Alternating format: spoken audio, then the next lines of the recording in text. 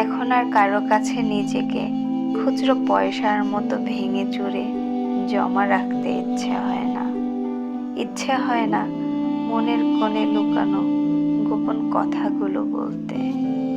এখনের মানুষেরা বদলায় কারণে অকারণে।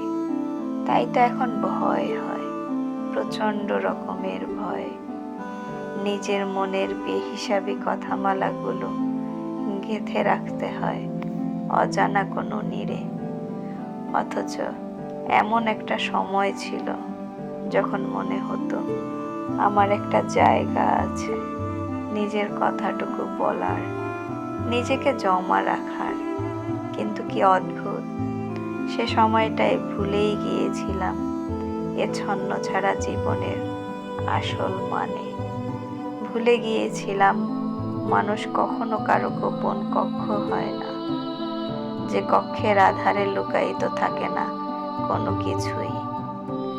অবহেলার প্রতিফলনে বিচূর্ণ হয়েছে সেসব, আর সেসবের ভিড়ে হারিয়ে ফেলেছি আমি নিজেকে। মাঝে মাঝে মনে হয় ছন্ন ছাড়া এই পৃথিবীতে কিছুটা সময় বাঁচি।